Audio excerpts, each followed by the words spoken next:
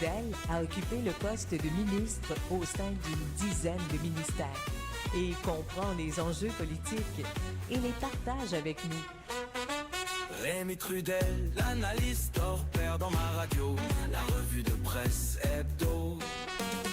Rémi Trudel, l'analyste hors pair dans ma radio, la revue de presse hebdo. Et là, nous sommes dans ce samedi enfumé du 7 juin. Du 7 juin, un soleil timide pour vous accueillir en quelque sorte, donc, en cette nouvelle revue de presse de la semaine qui s'est terminée, puis on dirait des sessions qui sont terminées, et aussi qu'est-ce qui se pointe à l'horizon avec, ça va se dissiper ces nuages-là, il n'y a pas juste les nuées de fumée, là, il y a les nuages de Trump qui nous viennent de Washington. Une revue de presse avec qui? En compagnie de Michel Venn. Bonjour Rémi. Bonjour Rémi. Journaliste, directeur de l'information au devoir pendant de longues périodes. Michel, oui. Une puissante revue de presse cette semaine parce qu'on est comme à, disons, une semaine charnière.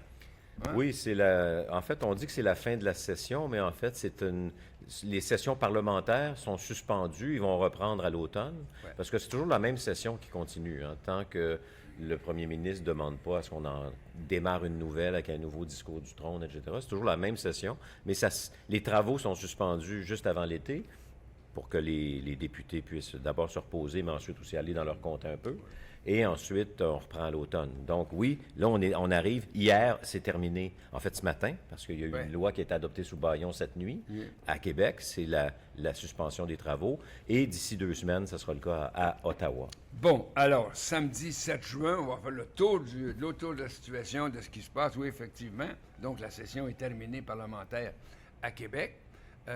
Pour un grand nombre de députés, j'ai l'impression que c'est une sacrée bonne nouvelle que ce soit terminé, puisque ça a été souffrant pour plusieurs. Pour plusieurs, on va y revenir pendant cette session-là. Mais effectivement, là, je pense qu'on est entré pour plusieurs dans une séquence de réflexion. Surtout à Québec, à cause des élections dans un an. Et Arthabasca. C'est vrai. Qui va être entre les deux, mais qui fait partie de la même séquence quant à moi. Bon, alors, donc, on est samedi 7 juin, je le répète, parce que quand on entre en ondes, et par ailleurs, qu'on nous écoute non seulement sur CNV Radio Numérique, mais aussi sur la radio AM 940, les chiffres ce matin, 940, eh bien, on nous écoute, puis là, on repasse l'actualité. Michel? Oui. Donc, il y a eu une fin de session, je dirais, douloureuse pour le gouvernement pendant cette séquence-là du printemps et de ce début timide d'été de 2025. Quelle est la grande ligne qu'on peut tirer, Michel, de cette session-là et des événements qui nous ont apparus, là, même si c'était prévisible dans un certain nombre de cas, qui sont apparus à l'horizon du point de vue de Québec? J'ai l'impression que ça a été la session où M. Legault a décidé qu'il se présentait aux prochaines élections et qu'il allait le faire sous la bannière de ce que lui-même a présenté hier, celle du courage d'agir. C'est son slogan. Je t'ai même écrit « courage » en dessous sur son lutrin. L'homme courageux qui prend des décisions, même si ces décisions-là nous ont mené à une décote le printemps dernier. Dès ce moment-là, quand, après la présentation du budget avec un déficit record, les agences internationales ont décoté le Québec, ce qui veut dire que ça nous coûte plus cher pour payer nos emprunts. C'est ça que ça veut dire, une décote? 450 millions, que ça veut dire. C'est de l'argent. C'est beaucoup d'argent. Alors, il y en aurait eu assez pour faire l'hôpital Maisonneuve-Rosemont. Tout à fait. En tout cas, bon, revenons à nos moutons. Mais remarquez que ça en fait partie, parce que ça a fait partie de la session, ça. Cette espèce de scandale à Maisonneuve-Rosemont. On n'est pas capable de rénover un hôpital, tabarouette. Quand même, faut quand même le faire. Mais tout ça pour dire que j'ai l'impression que M. Legault, à partir de ce moment-là, a voulu se positionner pour dire, moi, je serai candidat. D'ailleurs, il l'a dit hier, il dit, je serai candidat en 2026 et j'ai l'intention de former un 3e gouvernement d'affilée. Et là, il a décidé cette session-ci qui rentrait dans le corps d'un peu tout le monde. Les syndicats avec une loi qui modifie le régime de négociation, les médecins avec la loi Concé. Là. En fait, il y en a même eu plus qu'une, là, parce qu'il y en avait déjà une qui forçait les médecins à pratiquer dans le secteur public pendant 5 ans. Là, il y a celle sur la première ligne, la performance des médecins de famille, et ainsi de suite. Bref, il s'est mis à dos beaucoup de monde. Mais Michel, moi, je diverge d'opinion. On est à deux, ça fait que c'est pour avoir des élections. Oui, moi, je pense que François Legault a, par obligation, a essayé de paver le chemin pour l'année qui lui reste. Là. Parce que comment traverser la prochaine année qui s'en vient là, pour le premier ministre, qui est toujours premier ministre, qui va le demeurer de toute façon, évidemment, jusqu'en octobre 2026. C'est une période extrêmement difficile à plusieurs points de vue sur le plan du comportement là, comme chef de parti. Les sondages sont désastreux. Désastreux, on n'a pas à les passer un après l'autre. Là. Ils sont désastreux en particulier, peut-être, là, tu as vu, Michel, sans l'ombre d'un doute, cette semaine à Québec. Dans la région de Québec, là, c'est complètement désastreux. Là. Comment François Legault va-t-il réussir à passer à travers puis maintenir une espèce d'unité dans son caucus, là, parce que imaginons le contraire qu'il se dit, bon, ben là, je suis un peu fatigué, vous savez, là, j'ai fait 8 ans de gouvernance générale, et là, je vais quitter. Ça aurait été une session d'enfer. Bon, mais il n'avait pas d'autre choix, quant à moi, de dire, bon, là, je vais être candidat à la prochaine élection. C'est pas la première fois que nous entendrions un chef de parti dire, j'y suis, j'y reste, parce qu'il faut qu'il maintienne aussi une espèce de climat. Et j'ajoute à cela qu'il y a, oui, plusieurs députés là, qui ont déjà fait leur tête. Ils ne veulent pas se représenter, mais ce que j'appelle maintenant le facteur 130. Là. 130, là, c'est s'ils quittent aujourd'hui parce qu'il n'y a pas d'espoir, ils perdent 130 000 $. Parce que la pension. La prime de séparation. La prime de séparation. Si tu quittes pendant ton mandat, à moins de maladie, là, tu ne reçois pas la prime de 130 000 $. Alors, je vais parler, par exemple, cette semaine. Évidemment, on a des amis toujours dans ces partis-là. Il y en a au moins 5 ou 6 députés. C'est réglé pour eux, ils ne se représentent pas. Mais pourquoi laisser 130 000 $ sur la table? Parce qu'à la fin du mandat, tu as une prime de séparation maintenant de 130 000 $. Et là, bon, passer une année à attendre une enveloppe de 130 000 $, c'est quand même pas négligeable, n'est-ce pas, là? On le voit d'ailleurs, je reviendrai tantôt, même Gabriel Nadeau-Dubois. Ah oui, il termine son mandat. Il termine son mandat, mais là, il n'est pas allé à la défense de crédit, il n'est pas allé à la fin de la session parlementaire, il ne va pas au congrès, ou peut-être ça des funérailles de Québec solidaire en fin de semaine, mais pourquoi il finit son mandat? Oui, c'est honorable dans les mots, là, puis dans l'engagement. Sauf que c'est pas juste ça, là, finir son mandat, il faut que tu sois actif. Alors, lui-ci, quant à moi, il est retenu par le facteur 130, une jeune famille, laisser 130 000 $ sur la table, là, mettons que c'est comme ordinaire. Alors, es-tu en train de me dire que les gens vont faire de la politique pour l'argent? Souvent. Ah, OK. Ouais, à la fin du mandat, surtout.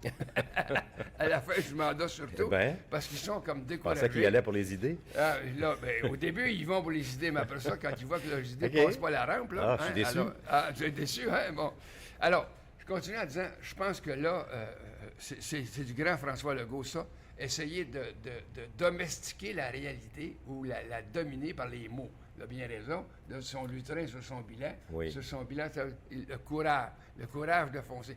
Mais là, le courage de foncer, c'est encore une fois pour mettre du grain dans le moulin, là, pour dire aux députés, bien, gardez bien, on va passer à travers, puis je veux faire un 3e mandat, je veux dire. Une déclaration comme celle-là, puis dire que on va renverser à l'envers le mont mégantique, là, c'est à peu près pareil. Il n'y a pas d'espoir pour ça. Puis, mais il faut maintenir... Il fait cette déclaration-là. Moi, je pense qu'il ne sera pas candidat. Puis après ça, ben il y a l'autre élément. Si tu n'es pas candidat, il faut quand même que tu aies comme terme de responsabilité dans ton parti avoir une période de relève. Une période de relève. Alors là, supposons que le mois de février qui va venir comme toutes les années, là, ben il va rester 6 mois pour faire l'élection, puis l'élection du mois d'octobre. Et là, il va falloir organiser un congrès parce répétons que la CAQ, quant à moi, n'est pas un parti politique, c'est un fan club, le fan club de François Legault. Hein? C'est comme ça que ça a été créé, ça, c'est comme vrai. ça que ça a été créé. Mais tu as peut-être raison qu'au fond, c'est rien qu'une façade pour justement préserver sa capacité d'agir pendant sa dernière année. Ouais. Moi, l'impression que j'ai eue, c'est qu'il le croyait quand il l'a dit hier. Mais ça ne veut pas dire qu'il va être candidat. Tu as tout à fait raison. Parce on va voir comment les choses vont évoluer. Est-ce qu'effectivement, il peut remonter dans l'estime des Québécois? On ne peut pas savoir d'avance. Les choses changent vite en politique. On l'a vu au fédéral cette année. Oui. Alors, donc, on ne sait pas. Mais c'est vrai qu'au premier abord, on peut dire qu'il a voulu préserver sa capacité d'agir. L'autre chose aussi qui est possible, c'est qu'il en vienne avec cette thématique du courage, puis en prenant des décisions comme, par exemple, de forcer l'adoption de la loi sur l'énergie, qui va modifier la façon de calculer les tarifs, qui vient de réduire les pouvoirs de la Régie de l'énergie en même temps aussi. Qui va permettre également à des entreprises privées de se vendre de l'électricité entre elles, etc. C'est des gros changements qui sont tous arrivés avec des amendements déposés à la dernière minute à un projet de loi. Voilà. Alors là, c'est comme s'il disait, ben moi, j'ai le courage d'agir. Et c'est peut-être ça l'image qu'il veut laisser. Oui. S'il s'en va, au moins, il aura travaillé cette image-là. Avant de s'en aller, il aura martelé son bilan à lui en nous répétant que l'économie du Québec va mieux que celle du reste du Canada, en nous disant on a changé des choses dans la santé, on a changé des choses dans l'éducation, on a augmenté les salaires des enseignants, on a fait... Alors peut-être que c'est aussi une façon comment dirais-je, d'écrire l'histoire de son bilan et de commencer à le faire avec force aujourd'hui. Et pour ça, il a dû dire qu'il allait se présenter aux prochaines élections. Mais moi, je continue de penser qu'il le croyait hier quand il l'a dit. C'est comme une incantation. Hein?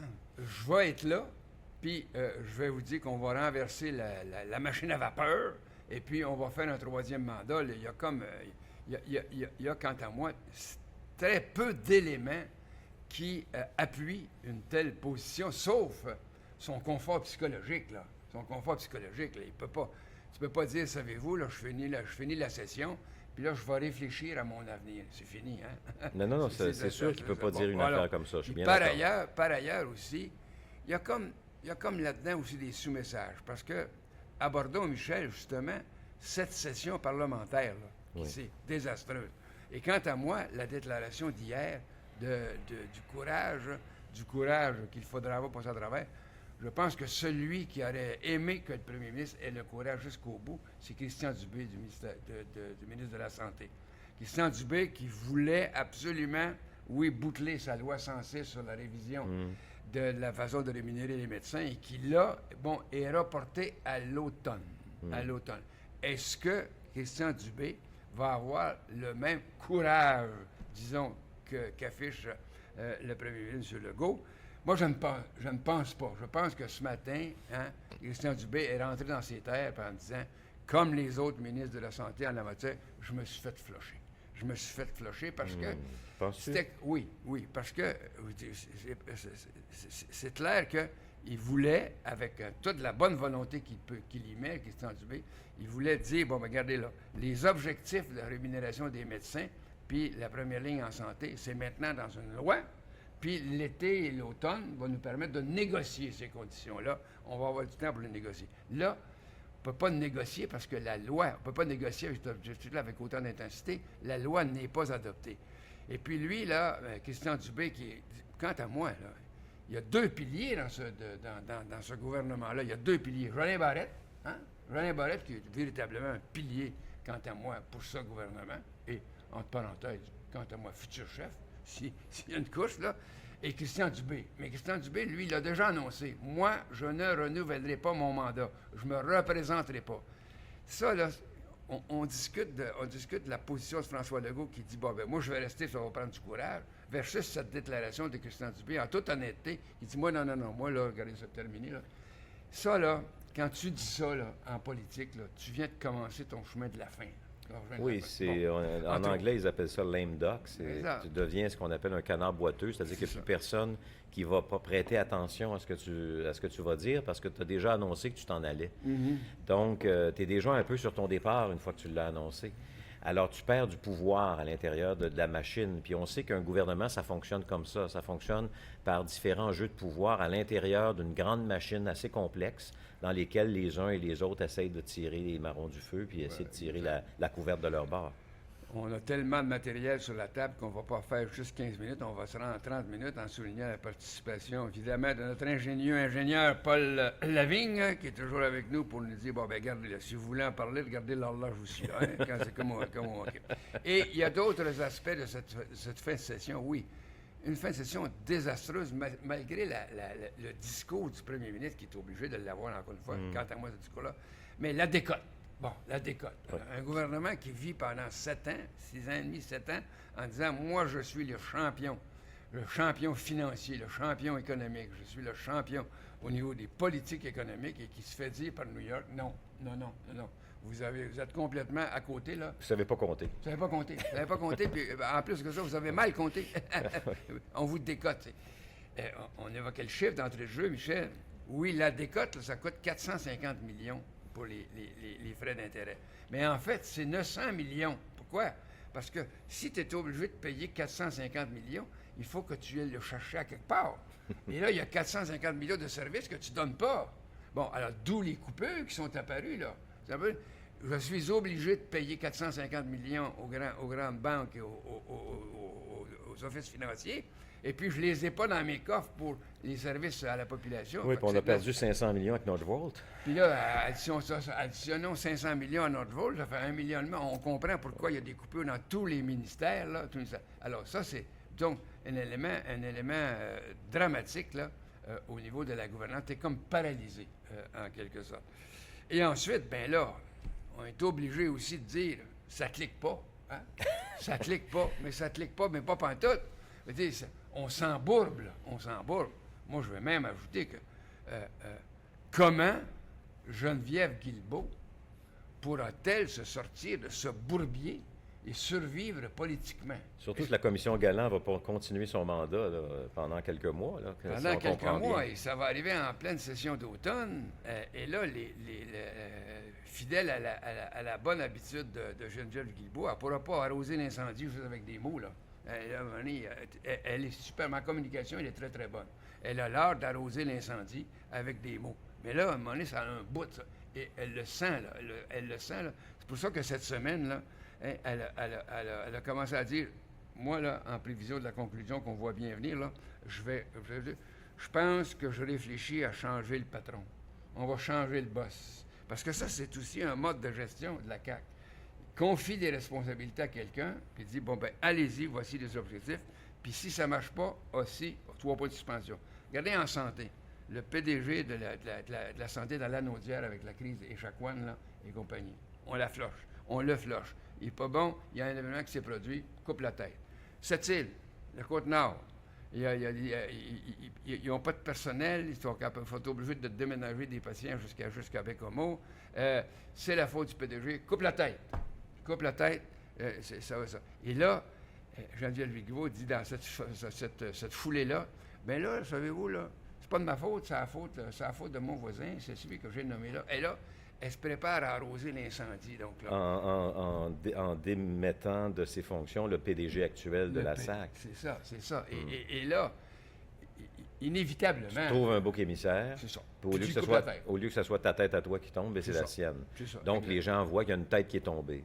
C'est ça. Ben, il y a déjà celle d'Éric Kerr qui est tombée. En plus. Bon, alors, on peut ajouter à cela. Là, avec sa clique dans cette session-là aussi, puis qui va se poursuivre. Puis là, écoutez, il y a tellement de choses qui apparaissent un jour après l'autre, là. Dans cette mauvaise relation du pouvoir politique décisionnel puis des sociétés d'État à qui on confie des responsabilités, c'est comme deux mondes qui agissaient en parallèle, mais dont la responsabilité est toujours au bout de la ligne, la responsabilité politique. Alors, comment Geneviève Guilbeault va-t-elle s'en sortir? Dans la foulée aussi de « je reviens-tu, je reviens-tu pas?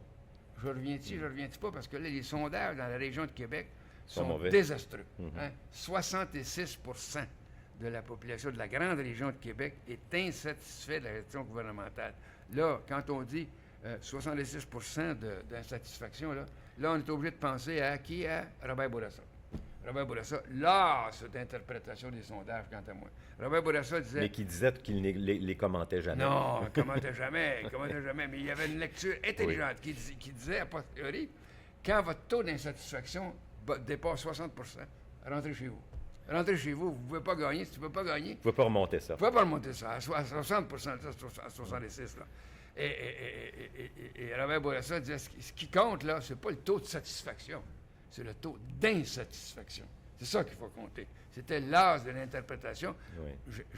J'ai échangé encore cette semaine avec Jean-Claude Rivet, son âme damnée, en quelque sorte intelligente, là, au sens du terme, qui disait, bien, regarde, Rémi, tu te souviens ce que Robert... Oui, je m'en souviens très, très, très bien, parce que quand on regardait les sondages, nous-mêmes, on disait, ouais, mais pour moi, il n'y a peut-être pas raison, Robert Bourassa, mais comme on dit toujours, là, comme on dit au fin de la... Il y a une conclusion, c'est que le peuple a toujours raison.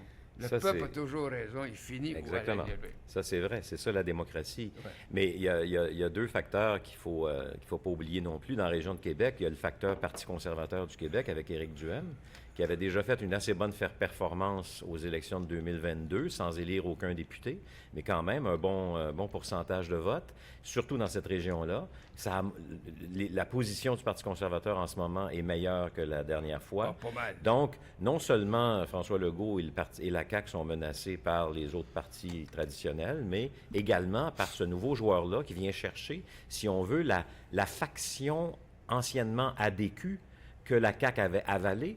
Bien, maintenant, ces gens-là, ces électeurs-là, ont une autre option qui est celle d'envoyer des députés conservateurs à l'Assemblée nationale en se disant, de toute façon, ça ne peut pas être pire que ce qu'on a eu. De toute manière, ce qu'on voulait avoir, on ne l'a toujours pas.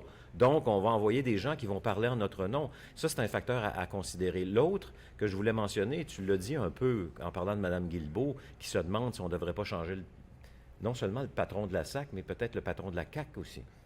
Parce que dans la réflexion des députés, il y a ça aussi. Il y a la question de savoir, bon, moi, ça me tente de continuer, j'ai le potentiel, j'ai des idées, j'ai envie d'y aller, pas juste pour l'argent.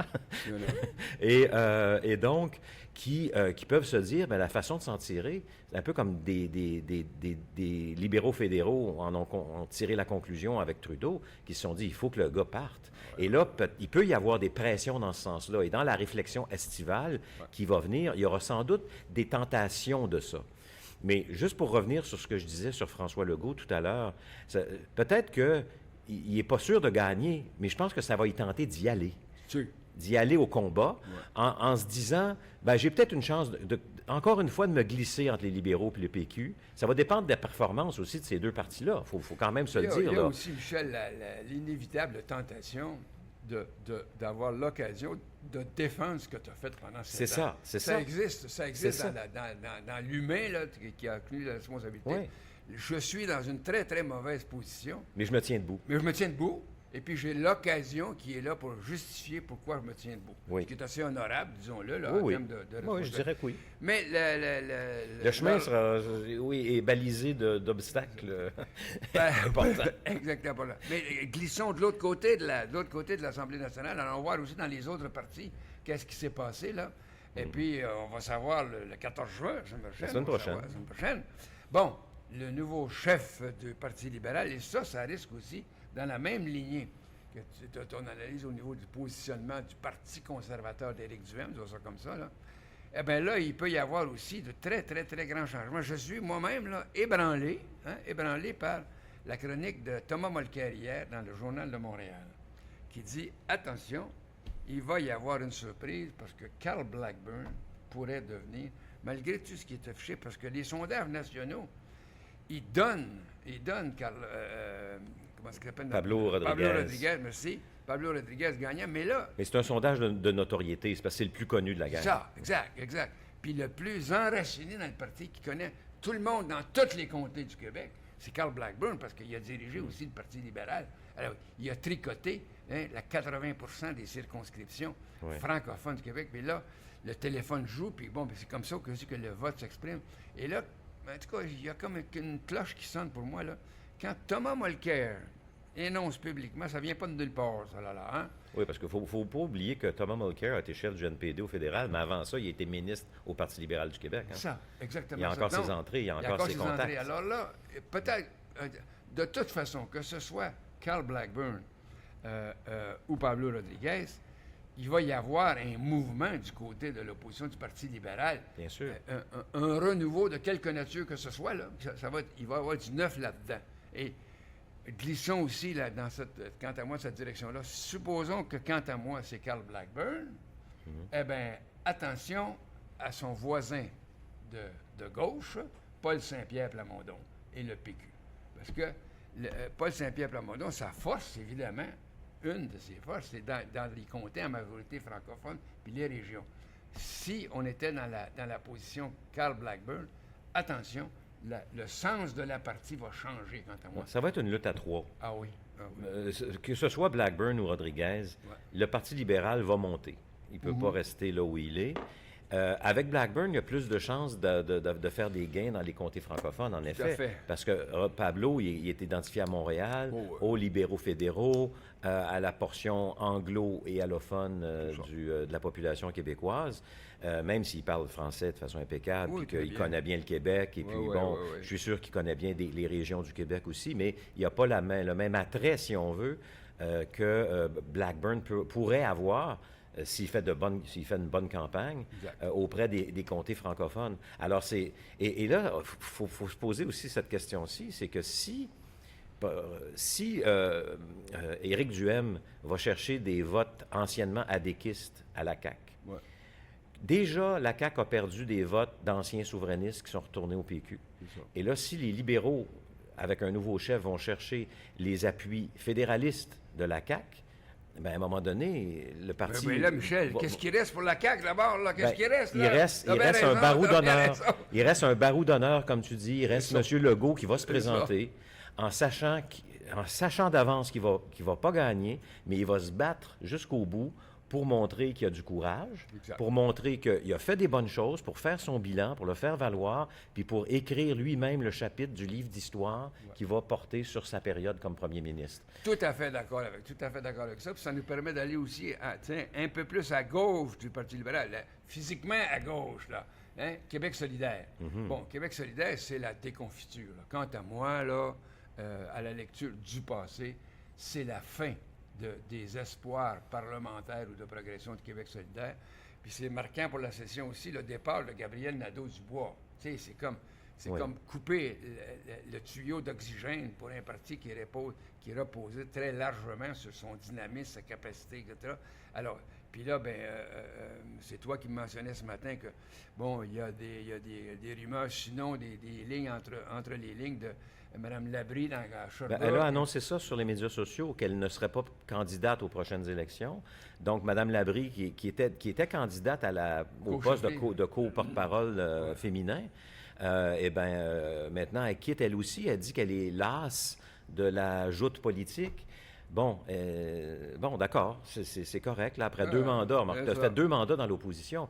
Mais moi, quand je pense à Québec solidaire, je me rappelle toujours de conversations que j'ai pu avoir où je voyais bien qu'il y avait des gens dans ce parti-là qui faisaient la confusion entre c'est quoi un mouvement politique et c'est quoi un parti politique. Un parti politique, c'est une organisation qui est conçue pour acquérir le pouvoir et l'exercer. Un mouvement politique, il est là pour faire avancer des idées. Alors, dans Québec solidaire, il y a des gens qui sont dans Québec solidaire, mais qui, en fait, leur but, c'est pas de prendre le pouvoir. Leur but, c'est de faire avancer des idées.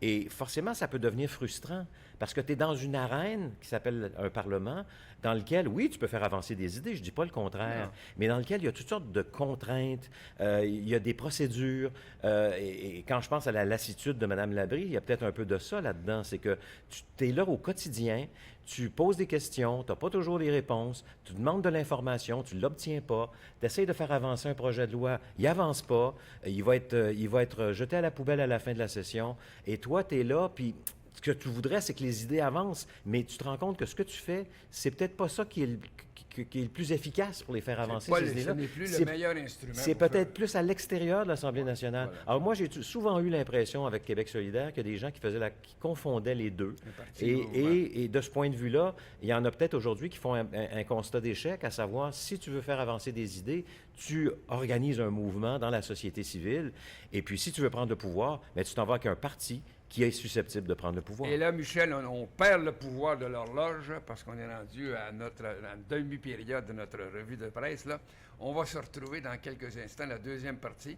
On a fait pas mal le survol de qu'est-ce qui apparaît comme très difficile cet été et au début de l'automne à Québec, puis qu'est-ce qui est porteur d'espoir aussi pour, d'autres partis, d'autres individus. On ne s'ennuiera pas cet été puis cet automne, c'est sûr. On se retrouve dans quelques moments pour la deuxième partie de notre revue de presse de ce samedi 7 juin 2025. On se retrouve dans quelques moments. Au plaisir. Avec W, Diane et Mario. Les super samedis. À CNV. Dès 10h, Bonjour Samedi, avec Michel W. Duguay. Les plus grands succès musicaux et des personnalités invitées qu'on adore. À midi, Diane Lafrance nous fait revivre le palmarès du jour même entre 1966 et 1989. À 13h, les Samedis à Mario avec l'authentique Mario Direct. Les super samedis. À CNV. Parce que vous vibrez pour les vrais succès. Tous les jours, à tout moment.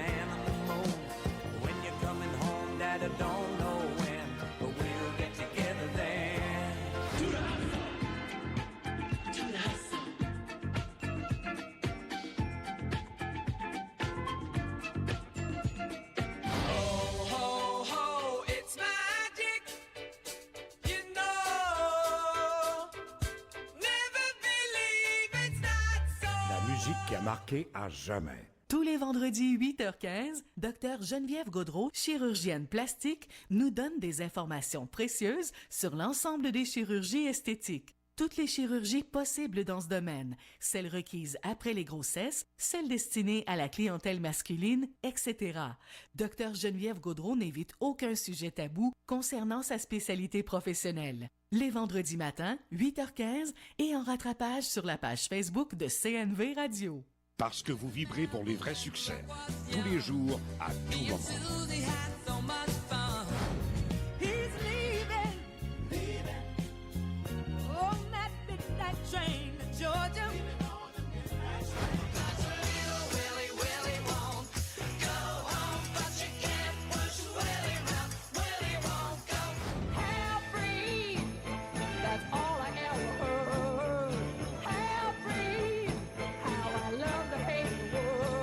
La musique qui a marqué à jamais. On se fréquente à la bonne fréquence.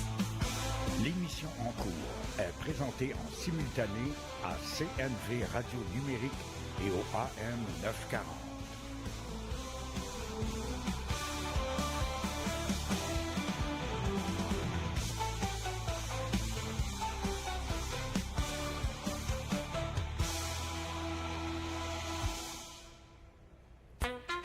La revue de presse hebdo.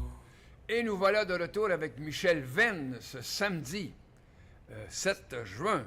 Enfumé un tout petit peu, mais on a les idées encore quand même assez claires sur qu'est-ce qui s'est passé au niveau de l'actualité de la semaine dernière, mais surtout ce qui s'en vient. Et on a beaucoup parlé dans notre premier segment de ce qui s'est passé, ce qui se passe encore à l'Assemblée nationale de Québec. Mais là, il ne faut pas oublier, au contraire, tout ce qui se passe à Ottawa, au Parlement fédéral, avec, disons-le, ça va tellement vite dans le temps, avec la rentrée parlementaire, la rentrée à la Chambre des communes de notre nouveau premier ministre, M. Carney. Bon, j'ai envie de dire qu'il y a plus de fumée ce matin qui nous embrume les yeux, qu'il y a au contraire, il y a de la clarté du côté d'Ottawa, là. On a l'impression, en tout cas, puis l'impression compte beaucoup en politique, il est en maîtrise. Il est en maîtrise de la situation de notre nouveau premier ministre, Mike Carney, et il fonce en s'assurant que ses positions vont être comme accompagnées par la bande des 13, hein, les 10 premiers ministres des provinces puis les 3 territoires, je vais foncer, mais avec vous, parce que si je fonce, puis correctement, quand je vais me faire du bien au pays, je vais vous faire du bien à vous, dans les provinces. Et là, Michel, que lire de la situation politique à Ottawa avec cette rentrée parlementaire de Mike Carney? Bien, je pense que tu as déjà fait un certain résumé de ça. Oui. Il y a eu la rencontre avec les premiers ministres le mardi dernier, lundi ou mardi dernier, à Saskatoon, d'ailleurs, entouré par des feux de forêt. Oui. On s'est mis à parler de pipeline, de pétrole, mais pas de changement climatique. Mais c'est pas grave. C'était pas ça qui était à l'ordre Ouais. du jour. Donc, M. Carney a réussi, je pense, en effet, à rallier autour de lui les premiers ministres des provinces. C'est sûr qu'ils sont tous arrivés avec leurs revendications. Mme Smith de l'Alberta en particulier. Mme Smith, elle voudrait que le gouvernement fédéral ne s'occupe plus jamais des changements climatiques, qu'ils mettent au rencard leur plan de réduction des émissions des gaz à effet de serre, qu'ils abolissent les lois d'évaluation environnementale, qu'ils construisent des pipelines autant vers l'ouest que vers l'est. S'il le faut, on va en faire un, disait-elle, jusqu'à la baie du Tson. Puis là, de là, alors que les ports sont fermés la moitié de l'année, ben, on va envoyer du pétrole en Europe. Là, je ne sais pas, en tout cas, d'où vient cette idée-là. Mais toujours est-il qu'elle avait vraiment son discours, puis elle a réussi à faire passer sa province pour une province qui comment dirais-je, qui a des grands besoins au Canada, alors qu'on lui a acheté un pipeline qui va vers l'ouest. On payait combien? 31 milliards. C'est ça, de rentrer avec des milliards de dollars pour envoyer du pétrole vers l'Asie. On a inversé aussi un pipeline qui, ça date de quelques années, qui permet maintenant d'alimenter le Québec. Le Québec achète pour des milliards de dollars de pétrole albertain maintenant, ce qui n'était pas le cas auparavant. C'est d'ailleurs une décision de Yves-François Blanchette, quand il était ministre de l'Environnement dans le gouvernement Marois. Alors, bref, les premiers ministres sont arrivés avec des revendications, mais ils sont quand même arrivés en faisant un front commun en faveur de l'idée de créer une économie canadienne plutôt que 13 économies distinctes. Malgré le fait que l'Assemblée nationale avait adopté une motion unanime dénonçant cette idée-là, qu'il y a une seule économie, mais M. Legault est arrivé avec les meilleures intentions du monde et puis des tapes dans le dos à M. Carney. Puis il a fait circuler sur les médias sociaux plein d'images de lui avec M. Carney. Ils étaient là comme larrons en foire. Et il a même évoqué l'idée qu'on puisse avoir un pipeline qui se rende jusqu'à cette île pour transporter du gaz jusqu'en Europe. Alors là, vraiment, il a même fait déposer un projet de loi à l'Assemblée nationale pour abolir les barrières interprovinciales qui viennent du Québec. Et l'acte parlementaire qu'a fait M. Carney pas plus tard qu'hier, ça a été de déposer son fameux projet de loi édictant la loi sur le libre-échange et la mobilité de la main-d'œuvre au Canada et loi visant à bâtir le Canada. C'est une loi d'unité nationale, c'est une loi qui est fondée sur le libre-échange entre les provinces, l'abolition des barrières interprovinciales et qui, en même temps, contient plein d'autres dispositions qui vont venir affaiblir les procédures d'évaluation environnementale, mais qui, dit M. Carney, va quand même garantir qu'on va consulter les provinces, qu'on ne fera rien à l'encontre des provinces, et qu'on ne fera rien sans avoir consulté les Autochtones. Alors, donc, mais c'est un projet de loi majeur qui traduit non seulement une politique précise, qui est celle d'abolir les barrières tarifaires, mais qui est aussi un projet de loi de vision sur une nouvelle tentative d'unité canadienne. On pourrait dire que la lune de miel du nouveau premier ministre est particulièrement bien réussie. Hein? Jusqu'à présent, ça se passe relativement bien. On peut utiliser une période de lune de miel pour, disons, comme entamer sa propre destruction en allant trop vite et seul dans le parcours. Mais là, on ne voit pas ça, on voit le contraire avec ce que tu viens d'évoquer, la loi numéro 2 qui a été déposée. Là. C'est 5, oui. C'est ça, qui a été déposée. Bon, puis il faut, parenthèse d'ailleurs, tellement que le Québec a lui aussi déposé un projet de loi, le projet de loi 112, pour dire l'abolition des barrières tarifaires, là, c'est une des bonnes mesures, puis c'est peut-être une bonne invention après l'invention du pain tranché. Là. C'est une bonne intention. Mais attention, le gouvernement fédéral s'en vient avec sa propre, je dirais, sa loi un peu rouleau compresseur pour faut dire une économie canadienne. Et là, est-ce qu'il y a quelqu'un qui va se lever pour dire, à une exception près, qui va dire non, non, c'est pas une bonne idée d'augmenter, de développer une bonne économie à travers le Canada, y compris le Québec qui est toujours dedans. Ça se bouscule pas dans les autobus pour dire c'est une mauvaise idée, ça. Ben non. Mais sur le plan des principes, personne ne peut être contre le fait qu'on puisse s'échanger des produits entre nous. OK? Ah oui. C'est dans les détails, évidemment, que se cache le diable, comme d'habitude. Oui. Et les détails, on n'a pas encore eu le temps de les lire parce que c'est un projet de loi quand même qui a plusieurs facettes. Et d'ailleurs, je suis content que le Bloc québécois n'ait pas réagi tout de suite. Ils vont prendre le temps de l'examiner. Puis je suis d'autant plus content qu'il y ait 22 députés du Bloc québécois pour regarder ce genre de choses-là et nous alerter.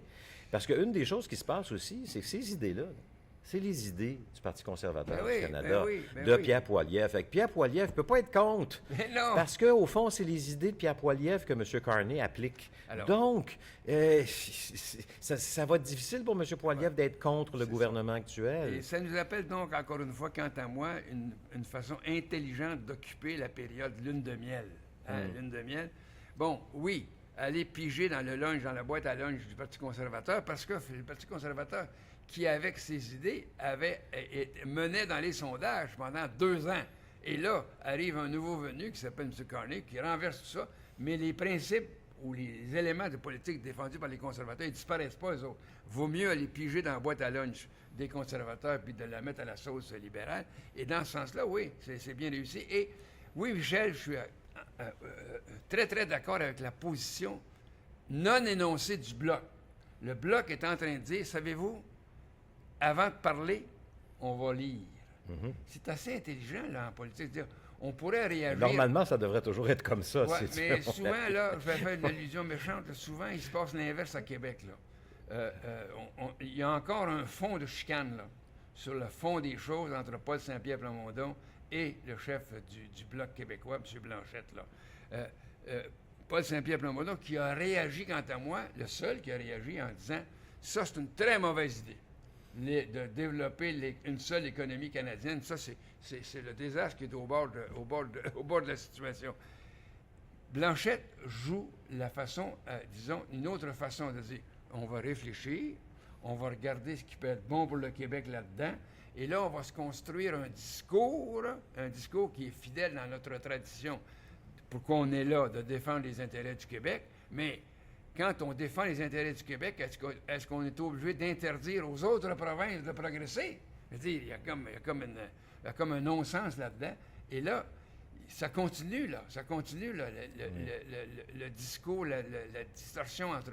Puis Q-Bloc. Oui, et Q-Bloc, il y a comme un fond là-dedans, là, qui va s'amplifier. Et puis là, il va falloir qu'il y ait de l'ajustement. Quant à moi, il faut qu'il y ait de l'ajustement, en particulier du côté du PQ, là, de Paul Saint-Pierre Plamondon. C'est pas de changer ses orientations. Ben non, il y a des éléments fondamentaux dans cette question-là, là. Mais sur la façon de s'exprimer. Oui. Et là, on va vivre ça. On le vit déjà, là. Hein? La prof d'Arthabasca, le comté, là. Je fais une parenthèse dans la parenthèse dans la parenthèse. Arthabasca, là, c'est aussi beaucoup de producteurs agricoles. Beaucoup de producteurs qui ont la clé de cette élection-là. Et quand Duhem se promène en disant on va aussi abolir les 10 sous, le 18 sous du litre d'essence que vous utilisez, vous, les producteurs agricoles, les producteurs agricoles, ils savent pour qui voter. Hein? Oui, bon, exact. mais dans ce sens-là, on est un peu, à Québec, oui, coincé. Puis revenons sur la situation qui se déploie avec Mike Carney. Bien, disons que pour l'instant, oui, ce sont des vœux, mais je ne pense pas qu'on puisse dire, quant à moi, que c'est des vœux pieux. Non. C'est des vœux pour lesquels on s'est assuré qu'il va y avoir un certain nombre d'appuis pour les faire triompher, et en tenant compte d'un discours qui va se maintenir à Québec. Il est capable, on voit pas très clairement que Mike Carney est capable de lire cette situation-là. Tu as bien raison de le dire. Son projet de loi qu'il a déposé, c'est aussi sa vision du Canada. On ne peut pas lui reprocher quand même. Il est premier ministre du Canada quand même. Mais cette semaine, j'ai appris, en lisant un texte publié par un de nos meilleurs chercheurs universitaires en matière de relations fédérales provinciales, Alain Gagnon, qui publie un texte dans lequel il nous rappelle, moi ça m'avait échappé, que quand il y a eu le Brexit en Grande-Bretagne, Mark Carney était gouverneur de la Banque centrale d'Angleterre à ce moment-là. Et quand il y a eu le Brexit, évidemment, c'est comme si l'Angleterre s'était coupée en partie du marché commun donc du libre-échange avec l'Europe.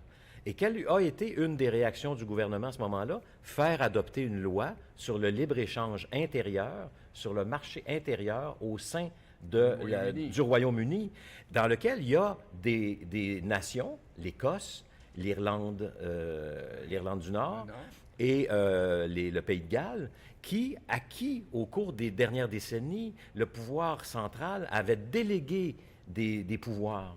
Et là, ce dont on se rend compte actuellement en Grande-Bretagne, c'est que cette loi sur le marché intérieur est en train de gruger tranquillement des prérogatives de ces nations-là. Tout à fait. Et donc, Gagnon se demande si cette loi-là qui vient d'être déposée, ça ne sera pas une façon pour le gouvernement fédéral de centraliser davantage certaines responsabilités et donc de réduire l'autonomie des provinces et donc l'autonomie du Québec. Donc, il allume une lumière, là, M. Gagnon, en nous disant « Faites attention à ce genre de procédé. Ça a l'air noble dans les intentions, mais derrière l'intention économique du marché intérieur, il y a aussi des visées politiques qui peuvent avoir des conséquences sur la façon dont le pouvoir est réparti à l'intérieur de notre fédération. » Il s'agit là très certainement donc d'une vision, oui, qui a ses racines historiques. Par exemple, le rôle de Carney quand il était président de la Banque d'Angleterre. Oui, cet homme-là arrive avec une somme d'expérience qu'il met, au service de sa vision du Canada et puis qui repose sur des paramètres économiques incontournables. À défaut de partager le lit avec un leader peu fiable, qui n'est pas fiable du tout, Donald Trump, on va se retourner vers nous-mêmes, notre marché intérieur. Il y a là des pistes d'espoir. Dans une société, on vit aussi d'espoir. Il faut dessiner des pistes en disant, écoutez, on s'en va pas chez le diable. Là. C'est vrai. Oui, il y a des pistes qui ne sont pas des pistes définitives, mais des pistes importantes pour soutenir l'orientation publique, politique d'une vision du pays duquel on est en tête. Bon, alors, dans ce sens-là, moi, je répète, il est en train de bien réussir. Est-ce qu'il va y avoir des obstacles qui pourraient faire échec à ça? Oui, il va y avoir des obstacles. Puis à un moment donné aussi, au fur et à mesure qu'on va débattre le projet de loi, on va voir quelles sont ses failles. Ouais. Est-ce que ça va trop loin en matière d'évaluation environnementale? Est-ce que c'est applicable, ce qu'il dit? Parce qu'on lit certains paragraphes du projet de loi, puis on se demande, là, est-ce que c'est les normes provinciales qui vont dominer sur les normes fédérales ou le contraire? Comment ça va se jouer dans la réalité? Alors, c'est dans l'étude détaillée de tout ça, et à travers les débats publics que ça va susciter, les environnementalistes ont déjà commencé à allumer des lumières rouges. Les Autochtones aussi. C'est ça, il y en a un certain nombre de politiques, là, donc, si par exemple, comme tu lèves ça, le drapeau de Gagnon, cette fin analyste politique là, au Québec, mais il y a aussi que, l'ancien Gobeil qui s'appelait, qui était au Parti québécois, qui est passé à la CAQ, qui lui a écrit un volume qui dit « Il y a un gouvernement de trop. Il y a un gouvernement de trop. » Mais là, ce qui est en train de se tourner, là, c'est qu'il y a un gouvernement de trop, puis il n'est pas à Ottawa, il est à Québec. Parce que de vouloir dire qu'il va y avoir 2 organismes pour l'évaluation environnementale dans la vision actuelle du Canada, là, mais avec un projet de loi qui dit qu'il va en avoir rien qu'une. Est-ce que ce sera provincial, le Québec, ou fédéral? Sans l'ombre d'un doute qu'on dit que ça va être le gouvernement fédéral. Mais est-ce que les gens sont opposés à ce qu'il y ait un organisme vigoureux pour la surveillance environnementale? On peut présupposer que oui. De façon... pas nécessairement, Rémi. Pas nécessairement, mais la simplification, les gens, en général, sont beaucoup très fatigués du nombre d'organismes qui interviennent dans le logement. C'est vrai. Et là, quelqu'un qui arrive avec un disant, on va être efficace, mais on va simplifier l'affaire. Les gens, quant à moi, il y a un courant qui se promène, là, il y a trop de gouvernements. D'ailleurs, c'est ce qui explique en partie les succès de Donald Trump. Ben oui. Donald Trump, il joue sur quoi? Il joue sur le fait qu'il y a une machine gouvernementale, eux autres, ils appellent ça l'État profond, composé d'une bande de fonctionnaires qui font juste s'auto-renouveler entre eux. S'auto-alimenter. Alors, c'est parce que c'est vrai que les fonctions publiques ont grossi. Même au Québec, on l'a vu, là, pendant les années CAQ, la fonction publique a augmenté de, 10-15 15 alors que la population n'a pas cru dans les mêmes proportions du tout. Et puis pourtant, ça devait être un gouvernement de comptables. Hein? Donc, ça explique en partie le déficit déficit, là. Il y a peut-être trop de monde pour rien. Alors oui, je comprends ça. Je comprends qu'il y a une méfiance face à l'enflure bureaucratique, mais en même temps, la question demeure que celle que tu as posée. Le gouvernement qui est trop dans tel ou tel domaine, il est trop à Ottawa ou il est trop à Québec? Et le débat va revenir là-dessus inévitablement. Sûr. Même si actuellement, oui, la lune de miel se déroule bien pour M. Carney. Bon, là, on est bousculé par l'horloge et le cadran. Là, il nous reste 10 minutes, là, puis on en aurait pour une autre heure facilement, mais il y a une couple de sujets que je veux bien aborder parce que d'entrée de jeu, dans les discussions avant l'entrée en ondes, j'ai dit, Michel, moi, je veux que l'on parle de cette grève cette semaine, là, des transports en commun dans la région de Montréal. Puis j'ai dit, c'est parce que moi, j'ai envie de me payer une montée de lait. Là. Je trouve ça scandaleux. Pas la grève en soi. Scandaleux que là, les transports en commun vont être restreints à leur service essentiel, disons ça comme ça pour avoir le langage correct. Mais par ailleurs, la première responsabilité d'un gouvernement, à quelque niveau que ce soit, c'est de protéger les plus démunis. Qui va souffrir de cette paralysie des transports en commun? C'est tout ce monde-là, tout ce monde-là qui travaille à 20, 22, 23 piastres de l'heure. Là, ou 17, 18. Ou 17, 18, plus généreux, 23. Qui là, je suis obsédé par l'opinion émise par une citoyenne qui dit, ben oui, mais là, moi, il faut que je travaille, là. Il faut que j'aille, je commence à 5 heures le matin, je travaille dans un restaurant de déjeuner. Fait que je vais prendre Uber, ça va me coûter 60 piastres pour y aller. Mais oui, mais c'est un scandale. Je trouve qu'actuellement, il n'y a aucun gouvernement, ni au niveau municipal, ni au niveau des arrondissements, ni à Québec, ni dans tous les partis politiques, qui a osé lever son petit doigt en disant, nous autres, là, on va s'occuper de notre première responsabilité, on va soutenir les plus démunis. Cette serveuse-là, qui travaille dans un restaurant, qu'est-ce qui lui reste, elle, pour se défendre, là? Où elle peut aller pêcher pour avoir de l'espoir? Nulle part. Et je trouve que c'est un scandale immense de déresponsabilisation des pouvoirs publics, en y ajoutant une déclaration mais tout à fait fracassante de la mairesse de Montréal qui dit, savez-vous, j'invite les partis à négocier pour arriver à une entente. Elle n'a pas trouvé ça tout seul, là. Pas trouvé ça tout seul, c'est épouvantable. Moi, je trouve ça scandaleux, Michel. Le ministre du Travail à Québec a dit la même chose, qu'il fallait toujours compter sur la négociation. Mais en même temps, c'est ça le dilemme. C'est que tu as des travailleurs qui travaillent à l'entretien des autobus, qui ont le droit de se réunir dans un syndicat, de défendre leurs droits. Et le droit de grève existe, mais on a une loi sur les services essentiels. Alors, qu'est-ce qu'on a jugé comme étant essentiel? Il y a eu une négociation entre les deux parties, puis il y a un tribunal administratif qui a tranché, qui a dit oui, les services essentiels, ça va être de 6 à 9 le matin, de 3 à 6 le soir, et puis une couple d'heures dans la soirée. Et ils ont ajouté que pour le week-end du Grand Prix... Ah ben là, c'est pour ajouter au scandale. Là, on allait donner plein service toute la journée. Pour des raisons de sécurité. C'est ça la raison qui a été invoquée.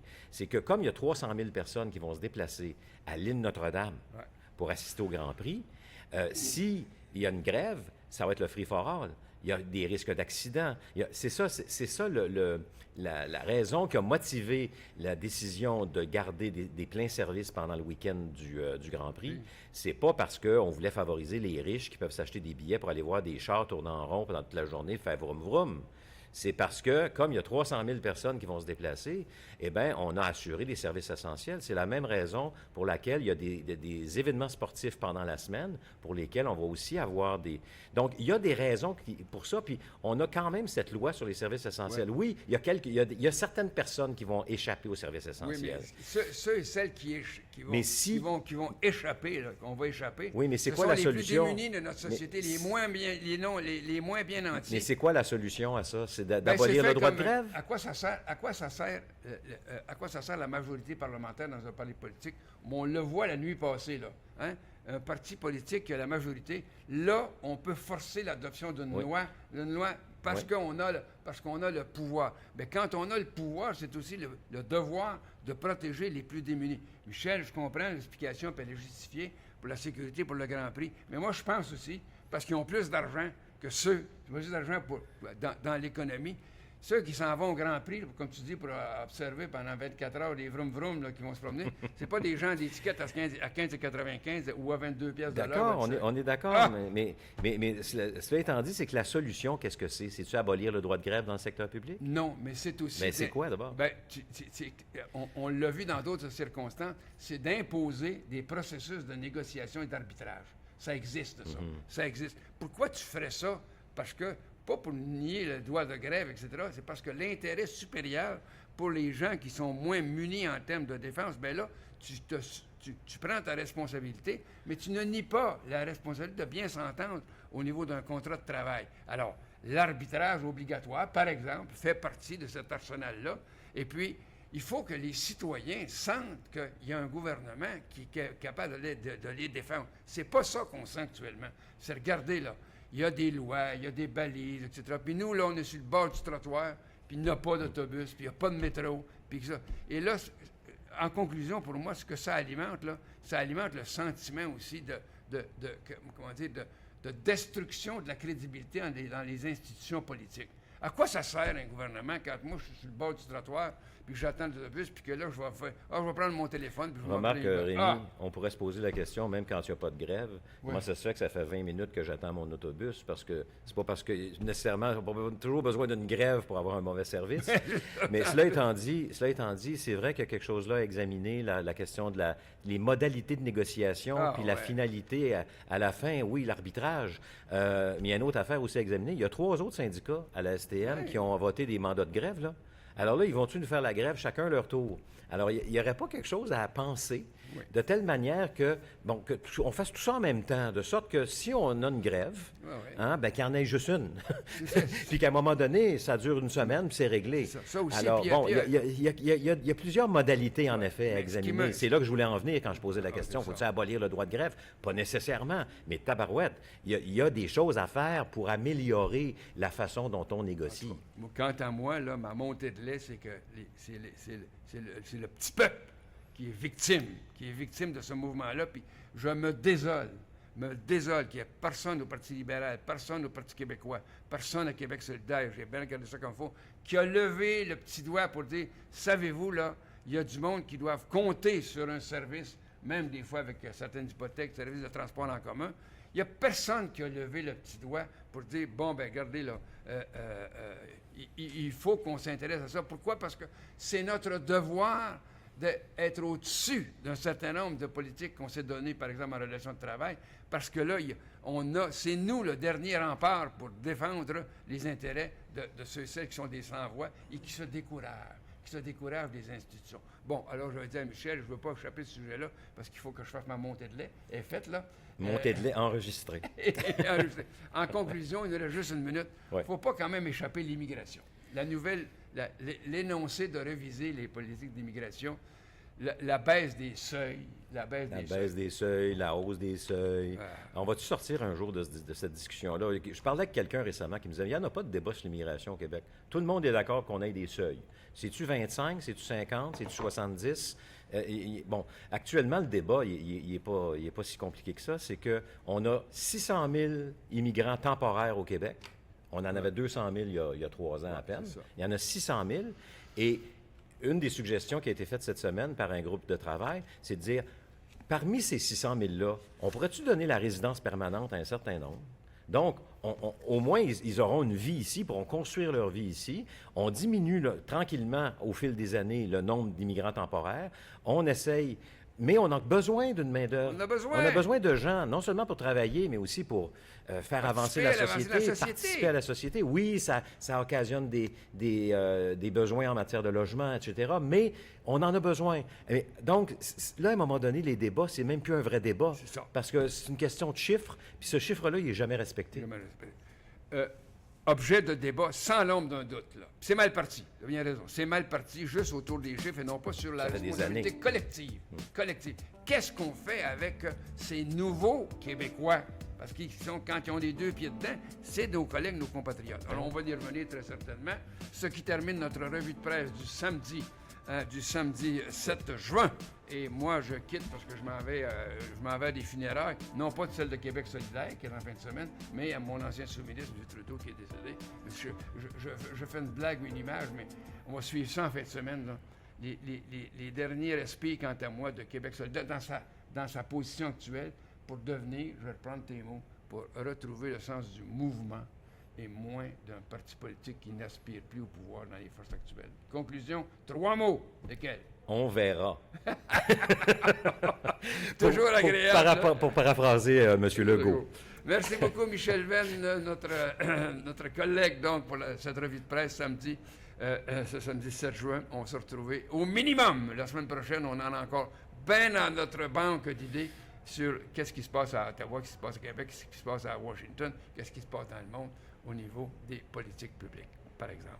Bonne fin de la semaine et à la semaine prochaine. Au revoir. Au revoir.